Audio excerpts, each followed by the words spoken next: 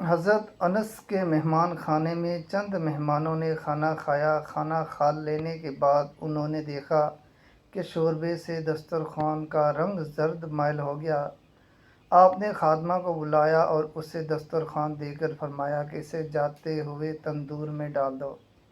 خادمہ نے حسب حکم ایسا ہی کیا اور اس دسترخوان کو جلتے ہوئے تندور میں پھینک دیا۔ مہمان یہ دیکھ کر حیران رہ گئے کہ آگ نے دسترخوان کو چھوا تک نہیں۔ خادمہ نے اسے تندور سے صحیح سلامت باہر نکالا۔ اس وقت وہ نہایت صاف اور سفید ہو چکا تھا اور معلوم ہوتا تھا کہ کسی نے دھو دیا ہو۔ دوست احباب نے جب یہ ماجرا دیکھا تو حضرت انس رضی اللہ تعالیٰ عنہ سے پوچھا، اے صاحب رسول صلی اللہ علیہ وآلہ وسلم، یہ کیا وجہ تھی کہ دسترخوان آگ سے محفوظ رہا اور پھر صاف بھی ہو گیا؟ غفت زانکہ مصطفیٰ دست الوداع بس ہمالد اندری دستاری خواں۔ حضرت انس نے فرمایا کہ اس کا سبب یہ ہے کہ نبی کریم صلی اللہ علیہ وآلہ وسلم نے اس دسترخوان سے بارہا اپنے دست مبارک اور لب مبارک کو صاف کیا، اس لیے اسے آگ نہیں جلا سکتی۔ رومی رحمۃ اللہ فرماتے ہیں، اے دل ترسندہ از نار عذاب باچنائے دست ولیہ کن اقتراب۔ اے دل، اگر تجھے آتش دوزخ سے نجات پانے کی فکر ہے تو رسول اکرم صلی اللہ علیہ وآلہ وسلم کا قرب حاصل کر۔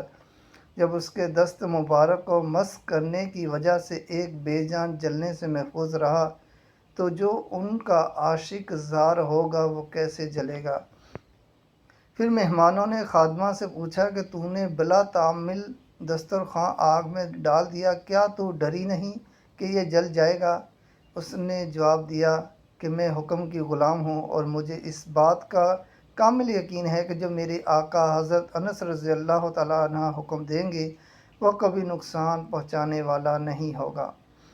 رومی رحمۃ اللہ نصیحت فرماتے ہوئے کہتے ہیں، اگر کسی شخص کا دل جہنم کی آگ سے خوف زدہ ہو، اس کو چاہیے کہ ایسے مبارک لبوں اور ہاتھوں کے قریب ہو جائے جو قرب والے ہیں۔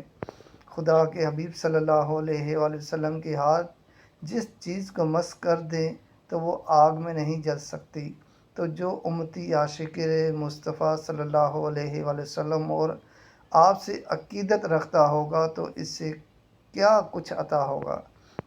رومی رحمۃ اللہ علیہ نصیحت کرتے ہوئے فرماتے ہیں، اے عزیزم صدق، پختگی میں اس عورت سے کم نہ ہو۔